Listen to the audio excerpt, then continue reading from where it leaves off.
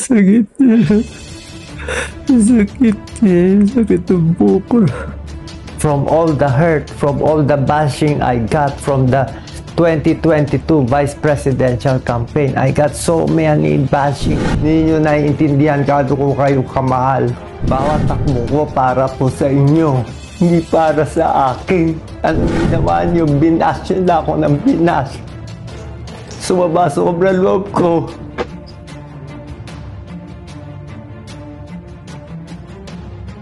Ayan. Isang mapagpalang araw po sa ating lahat. Sa mga kayong sulok ng mundo. Yan. Shout out sa lahat ng mga nasa Kalingap community. Kuya Bal Santos Matubang, Kalingap Rob. And sa lahat ng ating mga minamahal na viewers. Sa mga kayong sulok ng mundo naroroon. Mega love shout out po sa inyo lahat. Dito guys. Ang topic po natin ay si Doc Willie Ong. At sa kasalukuyan, meron po siyang malubhang karamdaman na dinadala. At medyo talagang nahihirapan. Siya po ay may upload din kanina. Bago-bago, fresh na fresh yung kanyang upload. At doon talagang medyo nakikita natin, eto dito sa picture na to, mapapansin ninyo na mamayat. No? Siguro dahil doon sa kanyang sakit na sa chroma cancer. No? Dito guys, ay naglabas na nga ng kanyang pahayag. At ito ay sa sobrang stress, sa pagiging vlogger, at before 2022, sumabak din sa election. At doon, umani ng samot-saring pangungusig, pangungutya, pambabatikos mula sa ibang tao. So sabi nga niya, maaari or malamang or pakinggan na lang po natin guys ang pahayag po ni Doc Willie Ong, no? Pakinggan niyo po. I think I got all this pain from negative thoughts, negative emotion, from all the hurt, from all the bashing I got from the 2022 Vice Presidential Campaign. I got so many bashing. If you pray for me. Ayun, kasi last 2022 tumakbo siya, no? Sa election. So, ayun na. Sa sobrang dami ng kanyang mga nakamit or inulan siya ng samot-samong pangbabas, mga salitang hindi kaaya-aya. Nagbabasa siya, so doon niya nakuha yung sobrang stress. Ito ay hindi ko pa na-research kung ano yung sarcoma cancer, kung bakit ba nagkakaroon ng sarcoma cancer ang isang tao. Ito yung cancer na pinakamahirap gamutin. No? Abangan nyo ako sa aking next video patungkol dyan, at ito ay ating aalamin din. Kasi dito nga ay sinasabi niya na huwag kayong magbabasa ng mga negative comment na alam nating ito ay makaka-stress sa bawat isa. I think I will get well. If you keep on bashing me, I think I will die. Hindi nyo naiintindihan kado ko kayo kamahal. Bawat takbo ko para po sa inyo, hindi para sa akin. Ano ginawa nyo? Binas nyo na ako ng binas. Sumaba sobra loob ko. Ayun. Na-stress. Binas ng binas. Sumama yung kanyang loob. Kaya yun yung pinagmulan. Kaya nagkaroon siya ng sarcoma cancer. Dahil sumama yung kanyang loob. Na-stress siya. Ano po ang inyong masasabi guys? Ito ay aking kailangan kong makuha yung inyong opinion. Pwede pong pag-usapan natin sa comment section. Baka meron nakaka-relate sa ganitong sakit na yung bang magkaroon ka ng stress dahil sa ikaw ay binas ng binas, inusig ng inusig, kinutya, binabatikos ng binabatikos, and dahil nga sumama yung kanyang loob, siyempre nagbabasa siya. Sa palagay niya, or ano sa palagay nyo, maaari bang doon nakuha, doon nagumpisa yung kanyang sakit na dinadala na sarcoma cancer? Ano po ang inyong masasabi sa pahayag ni Dr. Willie Ong? Ano po? Pwede naman po natin yung pag-usapan sa comment section guys. Baka may nakaka-relate and merong nakakaalam sa ganitong klase ng sakit. At sabi nga ay napakahirap gamutin ng ganitong klase uri ng cancer, yung sarcoma cancer, no? Pero eto, nabanggit niya na mahal niya. tayong mga Pinoy. Kasi yung kanya, 2022, tumakbo siya sa election, president, vice president, tumakbo, tumakbo siya, so doon siya nagkaroon ng maraming pang-uusig, binabas siya.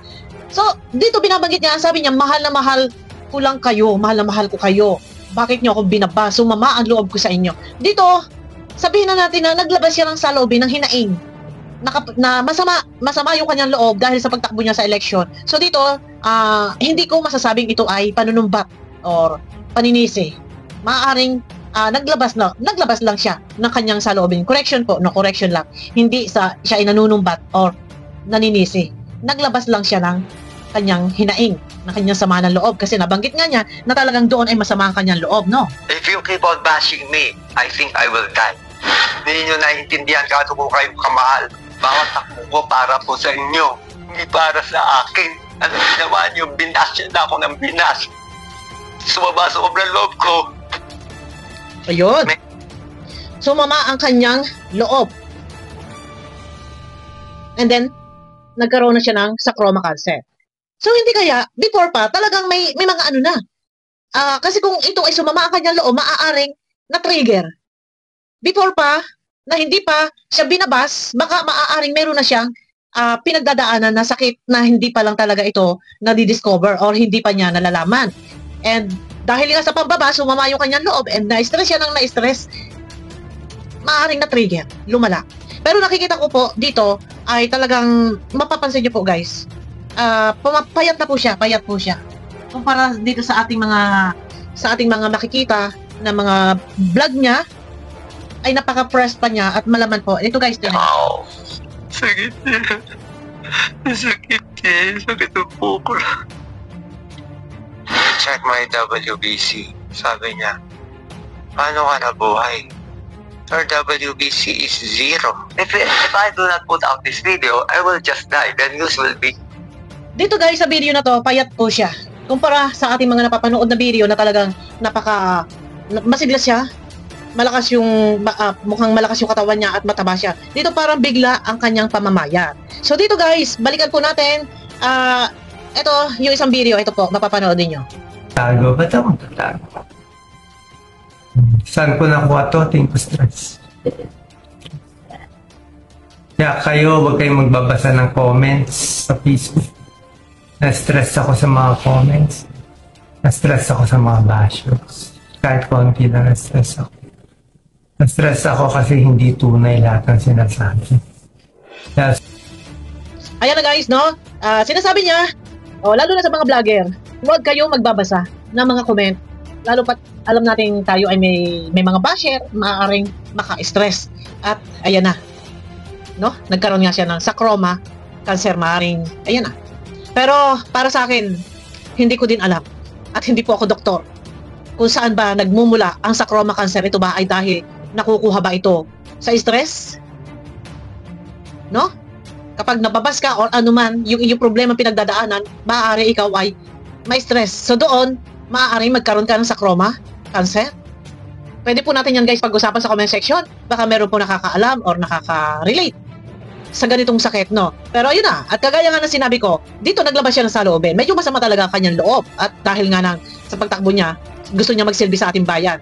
Yun lang naman talaga ang hangad niya. And mahal na mahal niya ang bansang Pilipinas. Mahal na mahal niya tayo mga Pilipino. Pero sa kabila na lahat, na ang layunin lang naman niya is maglingkod sa ating bansa ay inusig, kinutya, binatikos.